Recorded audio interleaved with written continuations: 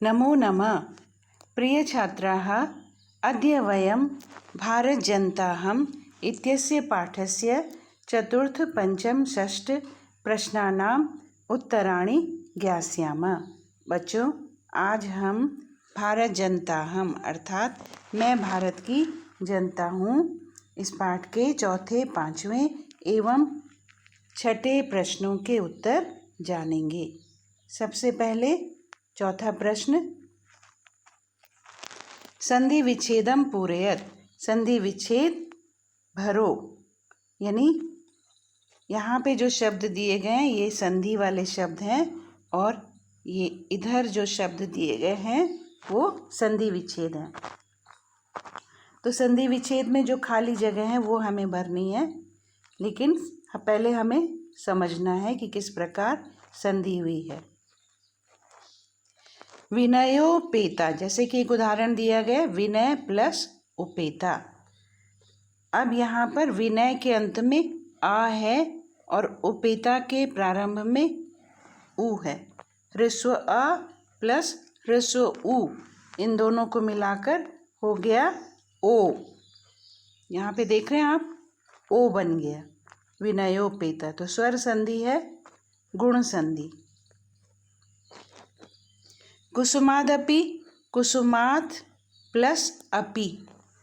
कुसुमात के अंत में ता हलंत है, यानी व्यंजन है, तो ये व्यंजन संधि है। ता हलंत के बाद आ आया है तो ता को देखो आप द हो गया, व्यंजन संधि है।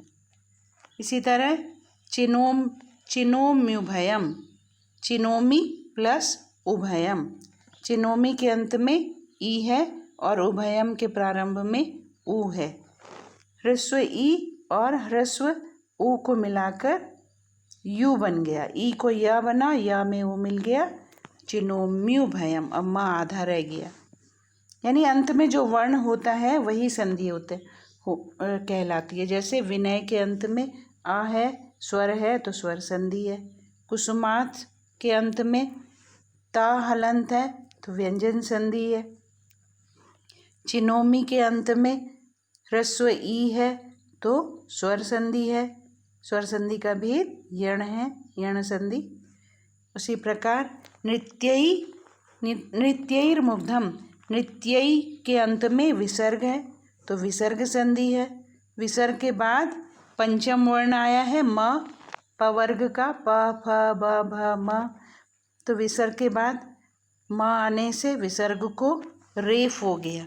रेफ इसे कहते हैं बच्चों, आधे र को रेफ कहते हैं, जैसे माँ के ऊपर रेफ लगा है। बच्चों, इसमें नृत्यैर्मुग्धम में विसर्ग संधि है। उसी प्रकार प्रकृतिरस्ति, प्रकृति देखो विसर्ग है तो विसर्ग संधि है, प्रकृति में विसर्ग है। और इसके बाद अ आया है अस्ति, प्रकृति अस्ति, तो विसर्ग को र हो गया। यहाँ पर देखो र हो गया।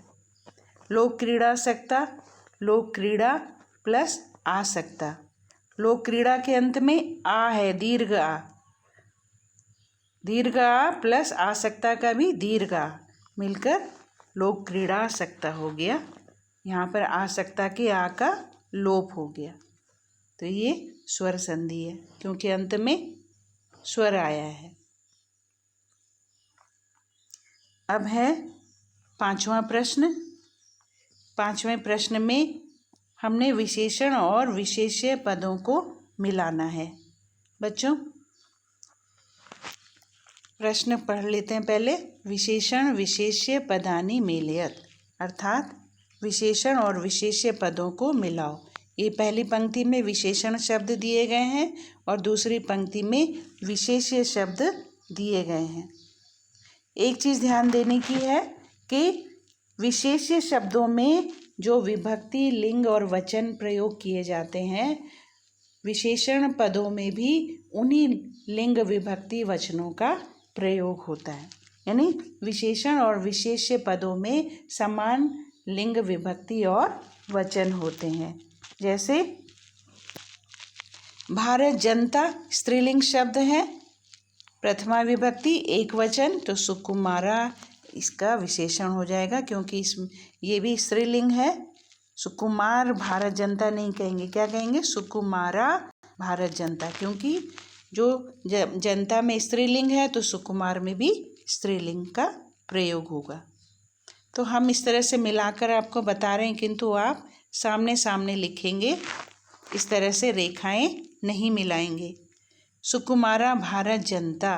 सहजा प्रकृति, प्रकृति शब्द भी स्त्रीलिंग है, प्रकृति में विसर्ग लगा देंगे, यहाँ पे मिसप्रिंट है, प्रकृति में विसर्ग लगाएंगे। प्रकृति स्त्रीलिंग है, इसलिए सहज में भी स्त्रीलिंग लगाकर स्त्रीलिंग का प्रयोग करके सहजा हो गया। उसी प्रकार विश्वस्मिन जगति, विश्वस्मिन जगति, जगति में सप्तमी विभक्ति है, इसलिए विश्वस्मिन में भी सप्तमी विभक्ति का प्रयोग हुआ है। इसी प्रकार जगत नपुंसक लिंग है तो समम, यहाँ पर भी नपुंसक लिंग का प्रयोग हुआ है। संसारे में सप्तमी विभक्ति है तो इसका विशेषण होगा समस्ते, समस्त में सप्तमी विभक्ति का प्रयोग हुआ है, समस्ते संसारे। अब एक बार इनको मिला लेते हैं। सुकुमारा भारत जनता। सहजा प्रकृति, प्रकृति में विसर्ग लगाएंगे। विश्वस्मिन जगति, समम जगत, समस्ते संसारे। अब अगला प्रश्न है, समानार्थक पदानि मिलयत, समानार्थक पदों को मिलाओ। समानार्थक यानी पर्यायवाची, पर्यायवाची शब्दों को कहते हैं समानार्थक शब्द, समान अर्थ वाले। जगति माने संसार में सप्तमी विभक्ति है तो हो जाएगा संसारे। कुलिशात वज्रात, अब यहाँ पर गलत छपा है, ये जो रा है ये जा में आना चाहिए बच्चों। व्रज माने होता है छोड़ना, यहाँ पे व्रजात लिखा है, व्रज माने होता है छोड़ना, अर्थ अलग हो जाएगा इसका। वज्र, वज्र माने होता है, ये वज्र इंद्र के हथियार को कहते हैं, और जो संसार में जिसको सबसे अधिक कठोर माना गया है। कुलिश वज्र, कुलिशात वज्रात, तो वा में रा नहीं लगाएंगे आप, जा में रा लगाएंगे, ये मिसप्रिंट है आपकी पुस्तक में। प्रकृति स्वभाव, अब फिर प्रकृति में विसर्ग लगाएंगे, यहाँ पर विसर्ग नहीं लगे हुए हैं।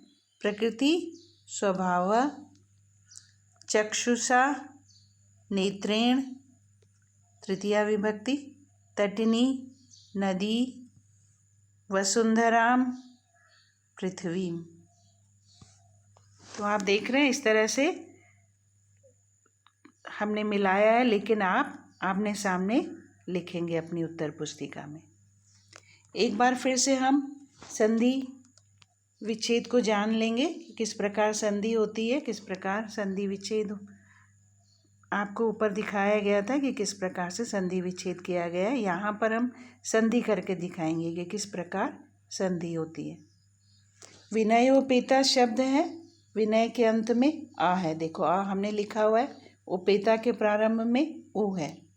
ह्रस्व अ ह्रस्व उ दोनों को मिलाकर यहाँ पर हो गया ओ, क्योंकि यहाँ पे अ जो है स्वर है तो स्वर संधि है, गुण संधि। उसी प्रकार कुसुमात के अंत में ता है, व्यंजन है, यानी इसमें स्वर नहीं मिला है तो व्यंजन संधि है। और अपी के प्रारंभ में ह्रस्व आ है, दोनों को मिलाकर द बन गया, कुसुमादपि। वहाँ पर हम लिख करके नहीं दिखा सकते थे आपको, इसलिए यहाँ पर अलग से आपको दिखाने का प्रयास किया है। चिनोमी उभयम, चिनोमी में ई है, ह्रस्व ई, उभयम के प्रारंभ में ह्रस्व उ है, तो ई को या बना, या में उ मिल गया, यू बन गया, चिनोम्युभयम। और ये माँ से ई निकल गया तो माँ यहाँ पर आधा रह गया, क्योंकि अंत में ई है तो ये स्वर संधि है, ई स्वर है, और यहाँ पर स्वर संधि का भेद यण संधि है। नृत्यई के अंत में विसर्ग है और मूर्धन्य के प्रारंभ में माँ हलंत है, पंचम वर्ण है। पंचम वर्ण के साथ मिलकर विसर्ग को रेफ हो गया। पवर्ग का पंचम वर्ण है। अब माँ प्लस ऊ, माँ में ये स्वर मिला है ह्रस्व ऊ, तो मुँह बना है। लेकिन संधि किस में हुई है?